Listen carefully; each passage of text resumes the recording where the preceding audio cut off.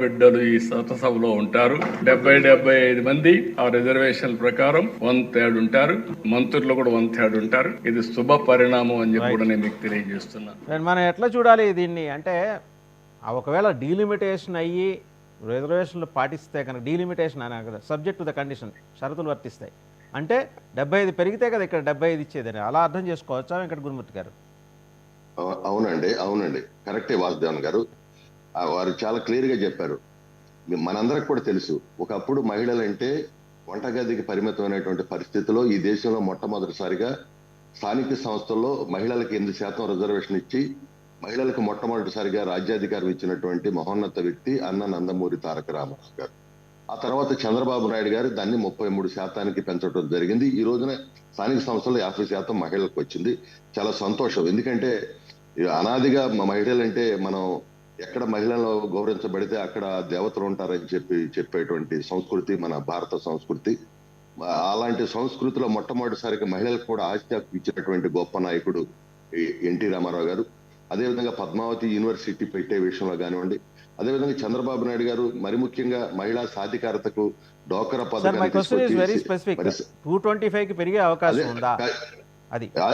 వారు చెప్పింది అదే. 225 అయితే అందుట్లో 75 సీట్లు మహిళలకు వస్తాయి. అందుట్లో అదే విధంగా మంత్రులు కూడా మరి అదే స్థాయిలో 33% ఉంటారు. కాబట్టి చాలా బాగుంటదని చెప్పి చంద్రబాబు నాయుడు గారు స్వాగతించారు. నిజంగా స్వాగతించాల్సిన విషయం. ఖచ్చితంగా మహిళా బిల్లు అవ్వాల్సిందని కూడా మేము కూడా మనస్ఫూర్తిగా కోరుకుంటున్నాం. జనసేన నేత లక్ష్మీకాంత్ గారి దగ్గర కన్నా లక్ష్మీకాంత్ గారు నిన్న రాత్రి జడ్జి దగ్గర పోసాని కృష్ణమురళి గారు నాకు బెయిల్ రాకపోతే ఆత్మహత్య శరణ్యం అంతలా వేధిస్తోందా ఆయన్ని మీ కూటమి ప్రభుత్వం? ఆత్మహత్య చేసుకునేలా ప్రేరేపిస్తోందా?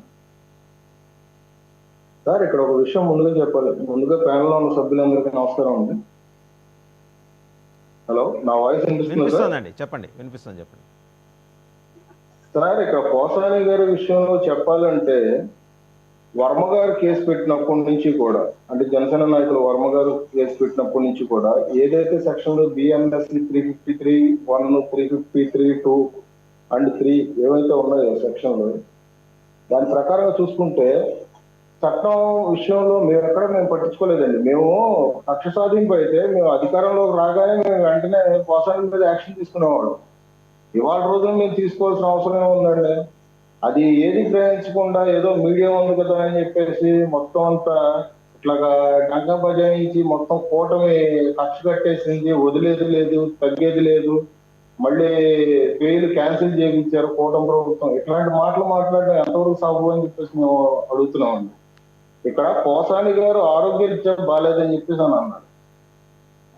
అక్కడ ఏంటంటే కర్నూలులో ఆల్రెడీ పిటి వారెంట్ ఉంది. సో రేపు మేము మళ్ళీ కోర్టుకి సబ్మిట్ చేస్తున్నాం అంటేనే ఆ లంచ్ మోషన్ అనేది క్యాన్సిల్ చేశారు. ఇది అర్థం చేసుకోకుండా మళ్ళీ కక్ష సాధింపు అని చెప్పేసి ఇక్కడ ఒక మళ్ళీ మాట్లాడారు. ఇక్కడ పోసాని గారు చేసింది ఇంతకు ముందు వాళ్ళు అధికారంలో ఉన్నప్పుడు 100% తప్పే.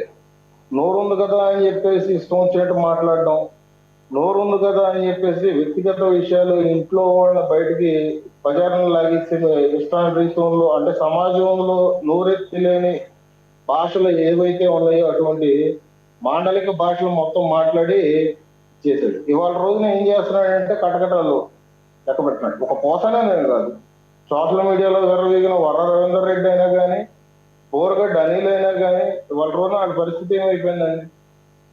సో ఇది కక్ష సాధింపు అని చెప్పేసి ఏ విధంగా అంటారండి?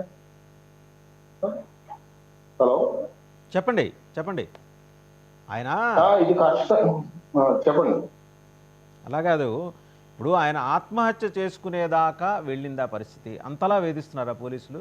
3rd డిగ్రీ 4th డిగ్రీ, ఆయన 2 డిగ్రీలు చేశారు ఆల్రెడీ. 3rd డిగ్రీ ఇక్కడ చూపిస్తున్నారా?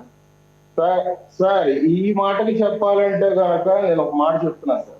3rd డిగ్రీ అయితే మనం చూడలేదు, కానీ పోసాని కృష్ణమురళి అనే వ్యక్తి ఎప్పుడైతే ఒక నాటకం అయితే ఆడాడు, ఆ విషయం మీకు మీడియా కూడా తెలిసింది.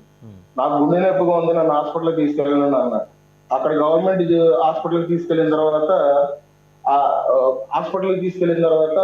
లేదండి అన్ని రిపోర్టులు సవ్యంగానే ఉన్నాయి, ఈయన కావాలని నాటకం ఆడాడు అని చెప్పేసి అంటే మళ్ళీ రిటర్న్ తీసుకెళ్ళి మళ్ళీ జైలుకి తీసుకెళ్ళారు. అక్కడ ఆరోగ్య పరిస్థితి బాగలేదు. ఇప్పుడు బోర్గడ్డ అనిల్ అనే వ్యక్తి వాళ్ళ అమ్మగారికి ఒంట్లో బాగాలేదని చెప్పేసి ఒకటి పెట్టుకుంటేనే సైలెంట్ గా అపోలో హాస్పిటల్కి వెళ్ళిపోతాను అన్నప్పుడే ఒక 25,000 పూచి ఖర్చు మీద జైలు నుంచి రిలీజ్ అయిన వ్యక్తి ఇక్కడ దోషి అయినటువంటి పోసాని కృష్ణమూర్తికి ఒంట్లో బాగాలేదంటే గనక ఎందుకు వదలరు చెప్పండి? పోలీస్ యంత్రాంగం కానీ ఇటు పక్కన కోర్టు వారు కానీ. సో ఇక్కడ ఏంటంటే నాటకం ఆడుతున్నారు.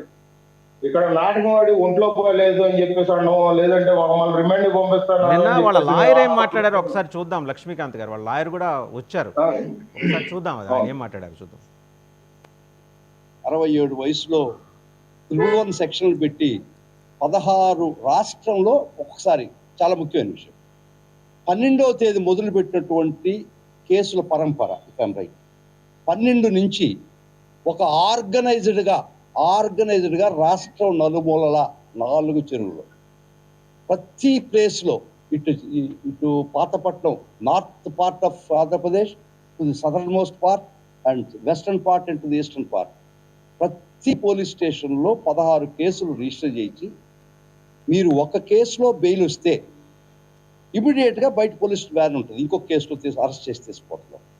ఒకవేళ ఒక కేసులో బెయిల్ రాకపోతే ఇమీడియట్గా పీటీ వారెంట్లు ఇష్యూ చేస్తున్నారు.